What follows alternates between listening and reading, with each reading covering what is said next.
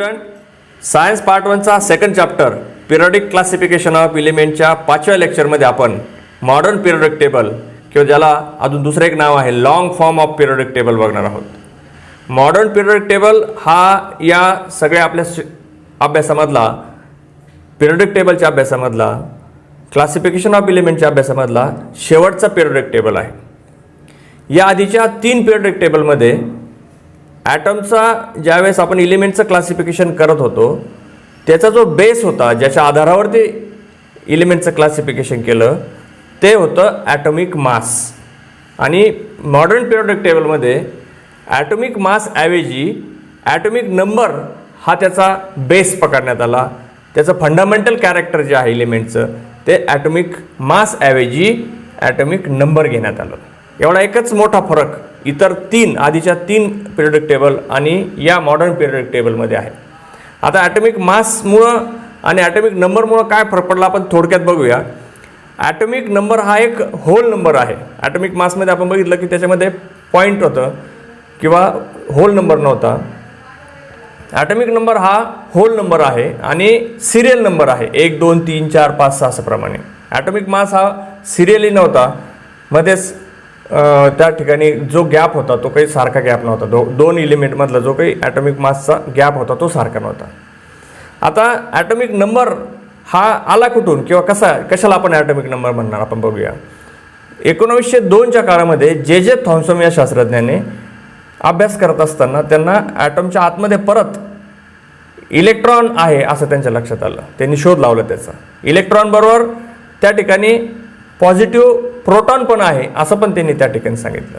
म्हणजे त्यापूर्वी ॲटमच्या आतमध्ये काहीच नाही. Atom is the last particle of substance असं मानण्यात येत होतं. आणि या शोधामुळं जे थॉम्सन यांच्या शोधामुळं परत ॲटमच्या इंटेरियरचा अभ्यास सुरू झाला आणि ॲटमबाबत किंवा एलिमेंटबाबत परत जगाची अभ्यासाची दिशा बदलली. आणि त्यानुसार मग हेनरी मोसले या इंग्लिश शास्त्रज्ञांनी 1913मध्ये मॉडर्न पिरियडिक टेबल जगासमोर मांडला.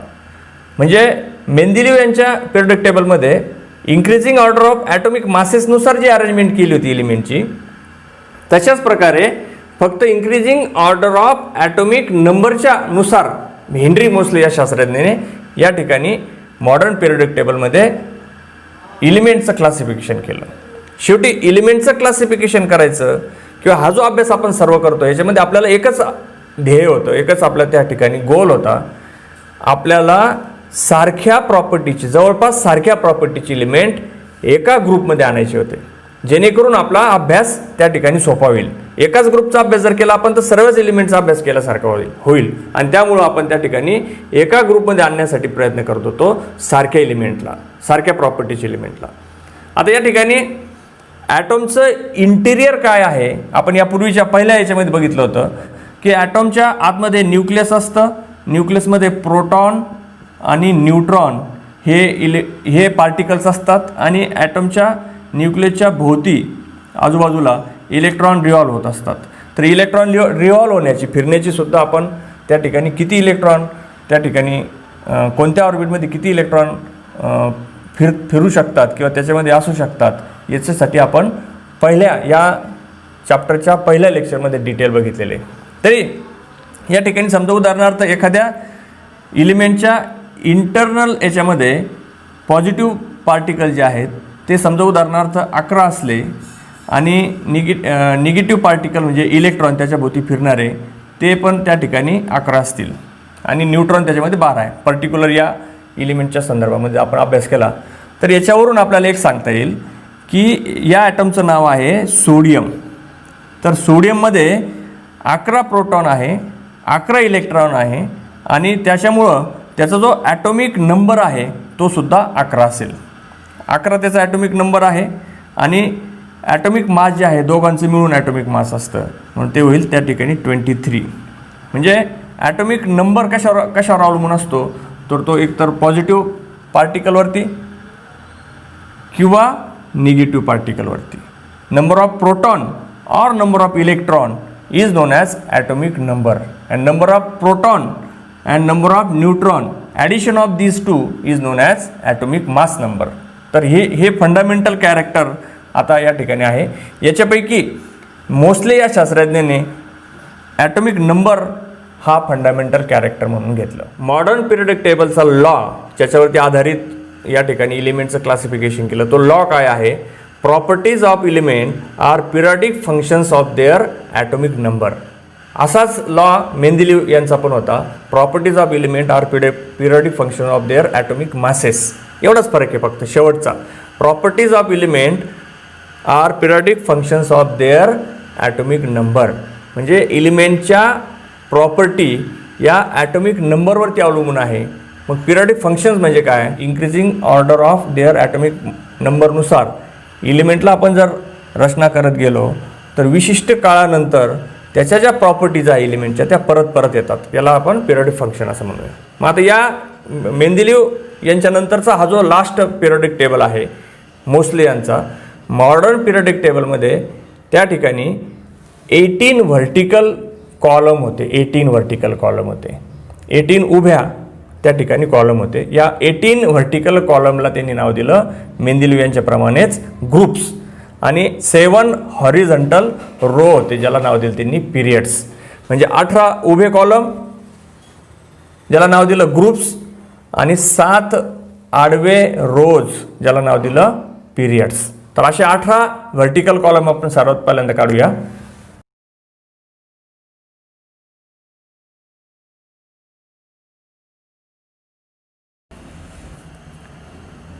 तर साधारणतः अशा प्रकारे याचं एक स्ट्रक्चर तयार होतं आहे ज्याला आपण 18 व्हर्टिकल कॉलम आणि 7 हॉरिझॉन्टल रोज ज्याला आपण पिरियड्स असं म्हणतो. तर या आपण याची आखणी केल्यामुळे आपल्याला बॉक्सेस मिळतात आणि या प्रत्येक बॉक्समध्ये एक इलिमेंट. अशा प्रकारे जवळपास टोटल जेवढे पिरियडिक टेबल आहे तर आजपर्यंत त्याच्यामध्ये 118 इलिमेंट त्या ठिकाणी आपण बसवलेले आहेत. या पिरियडिक टेबलमध्ये 118 इलिमेंट त्या ठिकाणी बसतात. काही इलिमेंट आपण याच्यात टाकून बघूया. पहिल्याच याच्यामध्ये आहे हायड्रोजन आणि हायड्रोजन नंतरचा जो दुसरा एलिमेंट तो डायरेक्ट 18 याच्यामध्ये आहे. त्याचं कारण पण आपण नंतर बघूया. त्याच्यानंतर आहे एल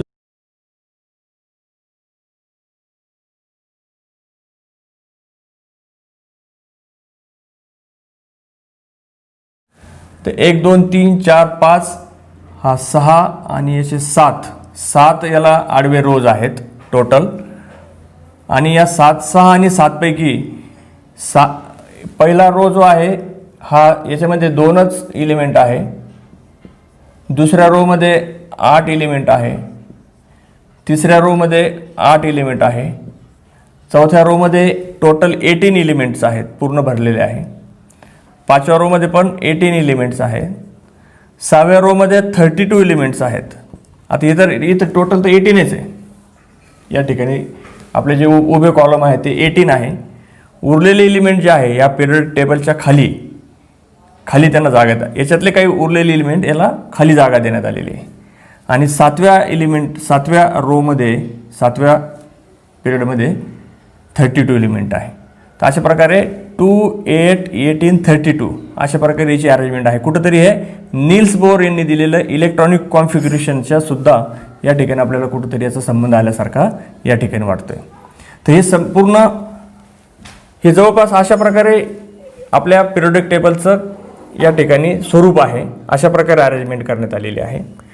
याच्यामध्ये इंक्रीजिंग ऑर्डर ऑफ ॲटॉमिक नंबरच्या नुसार अरेंजमेंट केली तर याचा जो ॲटॉमिक नंबर आहे म्हणजे याच्यामध्ये असलेल्या प्रोटॉनची संख्या 1 आहे म्हणून सिरियल नंबर याचा पण 1 आहे. हायड्रोजनचा याच्यामध्ये 2 आहे.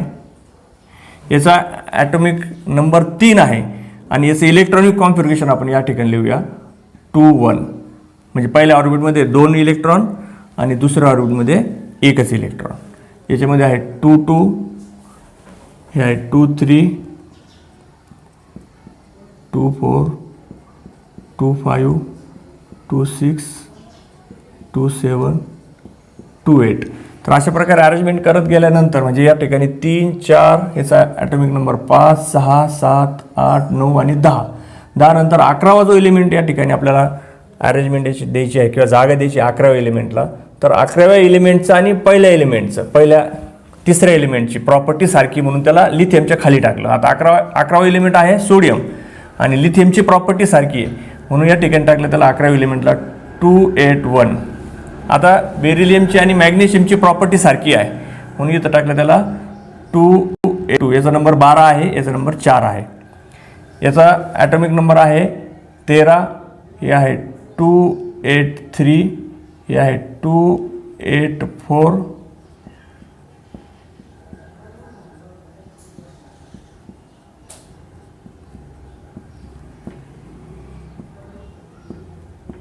या ठिकाणी पण आता आर्गॉनच्या नंतरचा जो एलिमेंट आहे, आर्गॉनचा नंबर आहे 18,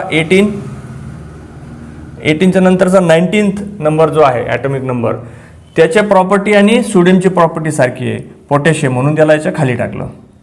तर याचा 19 आहे नंबर ॲटॉमिक नंबर म्हणून याचा आहे 2881. म्हणजे बघा 2 आणि 8 10, 18 आणि 1 19. याचा आहे 2882. आता या ठिकाणी थोडासा विचार आपल्याला या ठिकाणी करावा लागेल. याच्यानंतरचा जो स्कॅन्डियम आहे याचा 2882 आहे, तर याचं 2883 ने होणार. याचा सेकंड लास्ट नंबर जो आहे, सेकंड लास्ट जो ऑर्बिट आहे तो आता कंप्लीट होऊन जाईल. म्हणजे इथून 3ऱ्या नंबरपासून तर या ठिकाणी 12व्या नंबरपर्यंत, इथून इथपर्यंत 3ऱ्या नंबरपासून तर 12व्या नंबरपर्यंत हे जे एलिमेंट आहे, हे एलिमेंट या ठिकाणी स्कॅन्डियमपासून तर झिंकपर्यंत हे एलिमेंट थोडे वेगळे आहे. त्यांची जी सेकंड लास्ट ऑर्बिट आहे ती आता इथं कंप्लीट होत जाईल. एक याच्यामध्ये एक वाढत जाईल. बघा हे असेल मग आता 2892.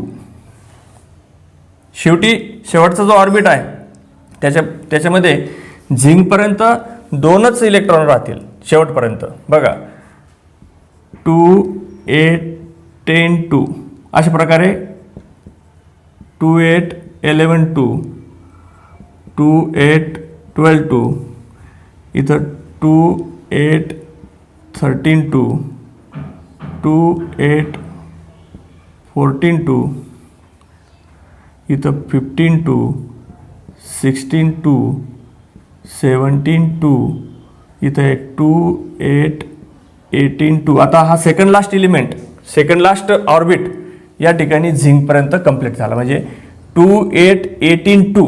आता इथं पुढं 28183 होईल. आता तो 192 नाही होणार, आता 183 होईल. तसं इथं 184, तसं इथं 185, इथं 186, इथं 187 आणि आता इथं 188. म्हणजे इथं प्रत्येक ठिकाणी 28 कॉमन आहे. ही बाब लक्षात घ्या. 28 प्रत्येक ठिकाणी इथं कॉमन आहे. म्हणजे याचा इलेक्ट्रॉनिक कॉन्फिगरेशन जे आहे ते होईल 28188. म्हणजे हे जे आकडे आपण या ठिकाणी लिहितोय आहे, हे आकडे किंवा हे जे काही लिहितो आहे मी, याला म्हणतात आपण इलेक्ट्रॉनिक कॉन्फिग्युरेशन. याचा अर्थ असा आहे की याप्रमाणे त्याचे जे काही ऑर्बिट्स असतील, एलिमेंटचे जे काही ऑर्बिट आहे त्या ऑर्बिटमध्ये किती इलेक्ट्रॉन आहेत हे आपल्याला या ठिकाणी दिसतात.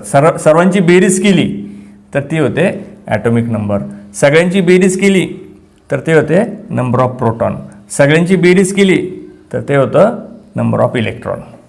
आता एक बाब तुमच्या लक्षात आली असेल की पहिला जो रो आहे, पिरियड आहे, त्याच्यामध्ये प्रत्येक ठिकाणी जेवढे एलिमेंट आहे ते सगळे एलिमेंट म्हणजे इथं हे हायड्रोजन आणि हेलियम यांच्यामध्ये एकच ऑर्बिट आहे. नंबर ऑफ ऑर्बिट जर आपण इथे विचारात घेतले याच्यात एकच ऑर्बिट आहे. दुसऱ्या पिरियडमध्ये बघा इथपर्यंत 28 म्हणजे याच्यामध्ये 2च ऑर्बिट आहे. पहिली ऑर्बिटमध्ये 2 इलेक्ट्रॉन आणि दुसरं ऑर्बिट. याच्यामध्ये 3 ऑर्बिट बघा. तिसरं पिरियड आहे तर 3 ऑर्बिट आहे प्रत्येकामध्ये. इथं चौथा पिरियड आहे तर 4 ऑर्बिट आहे. इथं 5वा पिरियड आहे तर 5 ऑर्बिट राहतील. 1 2 3 4 5 ऑर्बिट राहतील. इथं 6वा पिरियड असेल तर 6 ऑर्बिट. इथं 7वा पिरियड असेल तर प्रत्येक एलिमेंटमध्ये 7 ऑर्बिट असतील. तर अशा प्रकारे नंबर ऑफ पिरियड आणि नंबर ऑफ ऑर्बिट याचं सुद्धा एकमेकाशी रिलेशन या ठिकाणी आहे. आणि इथं नंतर तुम्ही बघा की याच्यामध्ये पहिला फर्स्ट आणि सेकंड जो ग्रुप आहे याला आपण एस ग्रुप एलिमेंट असं म्हणणार, एस ब्लॉक एलिमेंट असं म्हणणार.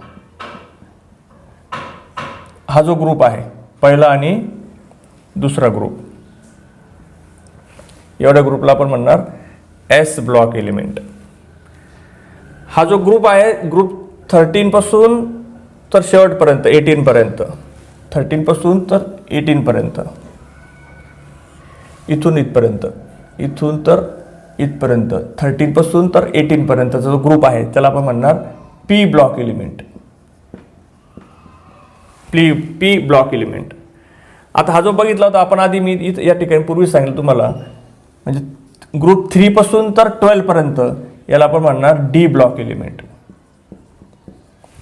आणि शेवटी जो आहे खालचे जे आहेत ज्याला आपण लॅन्थेनाइड आणि ॲक्टिनाइड म्हणतो, मी तुम्हाला आता सांगितलं की 6व्या पिरियड हा 32 एलिमेंटचा आहे.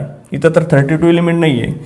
त्या लॅन्थेनाइड नंतरचा जो एलिमेंट आहे त्यांना आपण खाली जागा दिलेली, खालच्या रोमध्ये दिली. याच्यातलेच आहे ते, पण खालच्या याच्यामध्ये जागा दिली, सेपरेट जागा दिली त्यांना.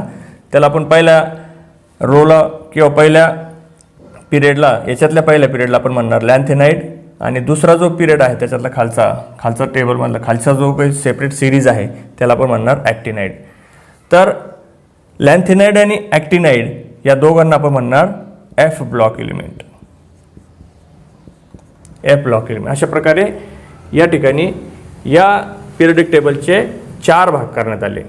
1 number S block element, group number 1 आणि 2, P block element group 13 to 18, P block element, D block element group 3 to 12, आणि लॅन्थेनाइड आणि actinide series is known as F block element. आता जर तुम्ही बघितलं याच्यामध्ये तर पी ब्लॉक एलिमेंट मध्ये या एवढ्या याच्यामध्ये एक जर आपण झिगझॅग लाईन बघितली या ठिकाणी, ही एक झिगझॅग लाईन आपल्याला या ठिकाणी दिसते. या ठिकाणच्या या बॉर्डरवरती, झिगझॅग लाईनच्या बॉर्डरवरती, जसं उदाहरणार्थ हा सिलिकॉन आहे, तर हे जे काही बॉर्डरवरती जे एलिमेंट आहे या एलिमेंटला आपण म्हणणार मेटेलॉइड. हे सर्व एलिमेंट कसे आहेत? मेटेलॉइड आहे.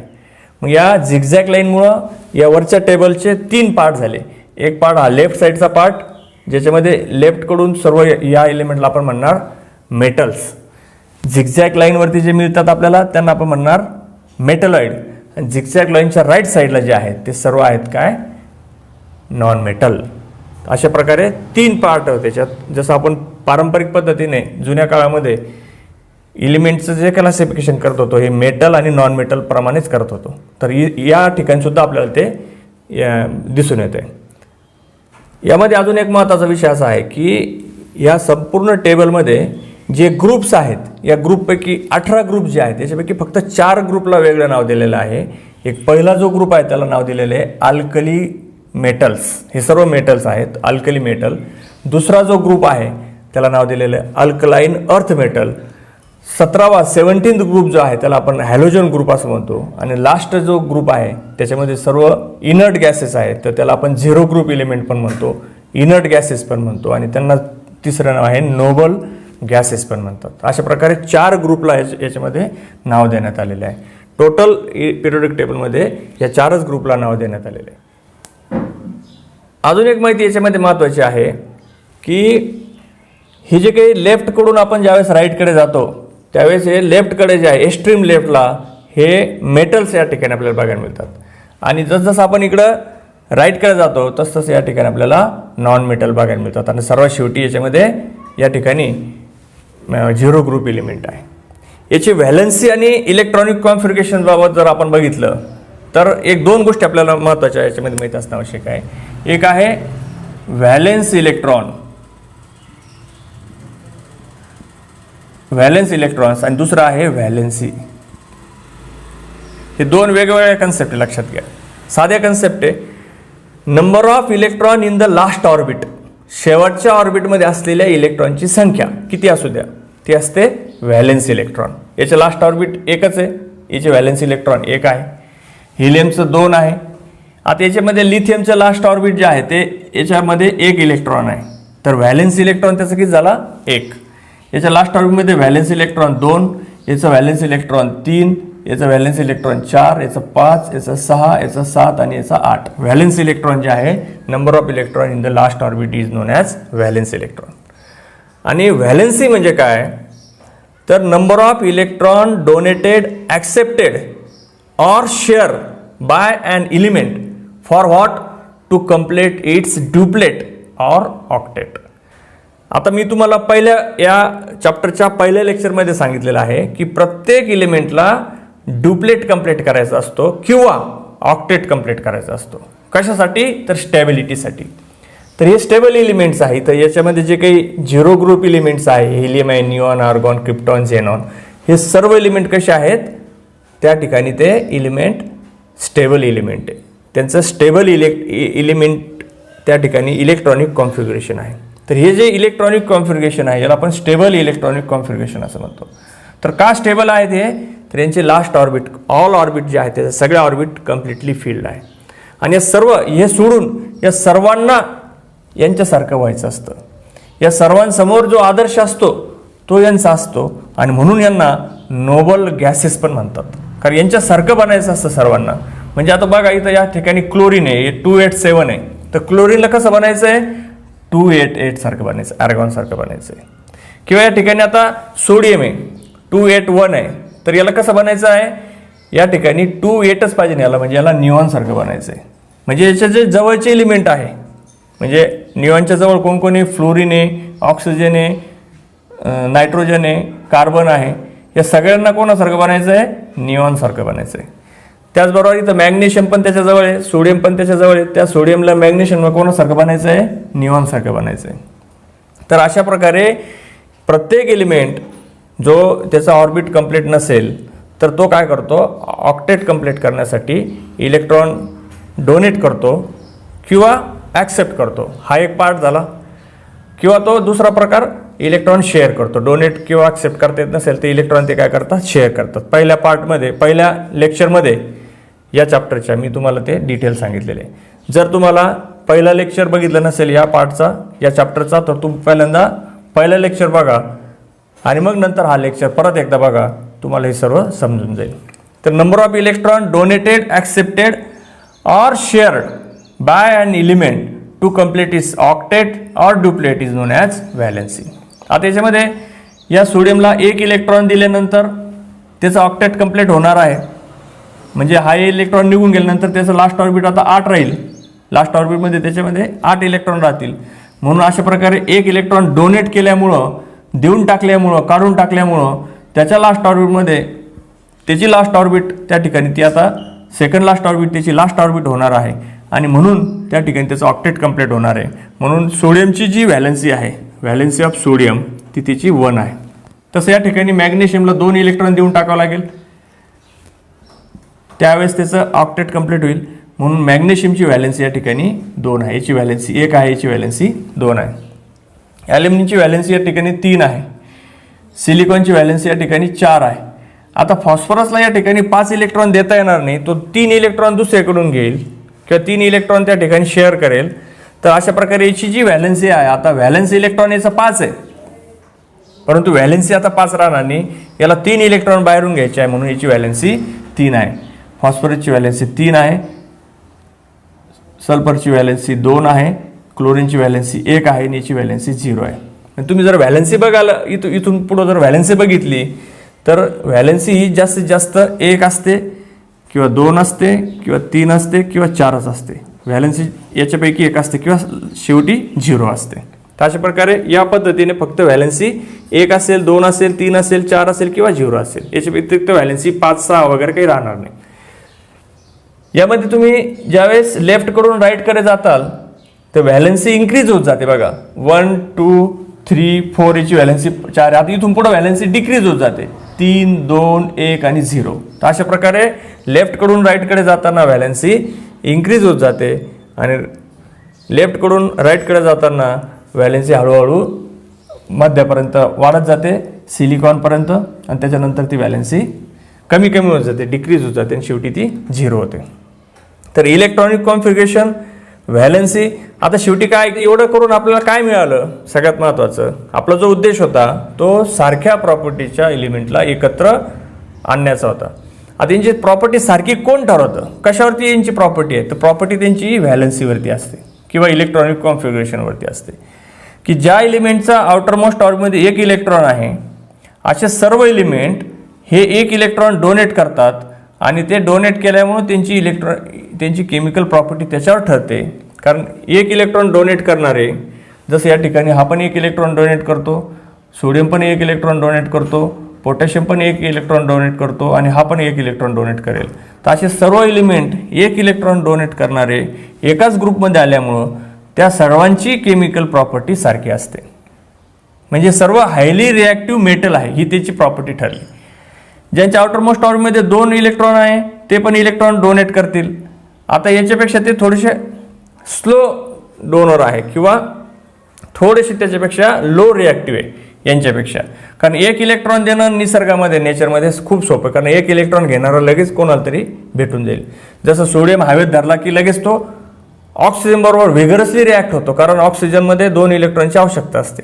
मग 2 सोडियम एका ऑक्सिजनला एक इलेक्ट्रॉन देतात, 2 इलेक्ट्रॉन दोघं मिळून देतात आणि ती रिॲक्शन इतकी फास्ट होते, इतकी होते, फास्ट रिॲक्शन आहे की त्या ठिकाणी सोडियम हवेत धरला पेट घेतो. तर मग याला आपण काय म्हणणार आता, हायली रिॲक्टिव्ह मेटल. ही झाली त्याची केमिकल प्रॉपर्टी. आता मॅग्नेशियम, त्याच्याऐवजी मॅग्नेशियमचं जो काही व्हॅलेन्सी आहे ती 2 आहे आणि मॅग्नेशियमची रिबन आपण जर हातात धरली, हवेत धरली तर ती पेट घेणार नाही, कारण तो याच्यापेक्षा थोडासा लो रिॲक्टिव्ह मेटल आहे. आणि म्हणून त्या ठिकाणी हे बेरिलियम झालं, मॅग्नेशियम झालं, कॅल्शियम झालं, स्ट्रॉन्टियम झालं, तर अशा सगळ्यांच्या आउटरमोस्ट ऑर्बिटमध्ये 2-2 इलेक्ट्रॉन असल्यामुळं ही सर्वांची केमिकल प्रॉपर्टी सारखी आणि ते एकाच ग्रुपमध्ये आले.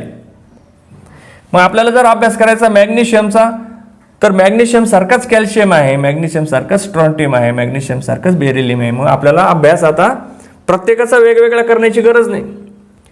ज्यावेळेस आपल्याला कोणी मॅग्नेशियमचा उल्लेख करेल, ज्यावेळेस आपल्यासमोर मॅग्नेशियम येईल, त्यावेळेस आपल्याला हे लक्षात आलं पाहिजे की मॅग्नेशियम हा 2 इलेक्ट्रॉन डोनेट करतो, कॅल्शियम हा 2 इलेक्ट्रॉन डोनेट करतो, बेरिलियम हा 2 इलेक्ट्रॉन डोनेट करतो आणि 2 इलेक्ट्रॉन डोनेट करत असल्यामुळं त्या ठिकाणी त्याची सगळ्यांची प्रॉपर्टी आता केमिकल प्रॉपर्टी सारखी असते.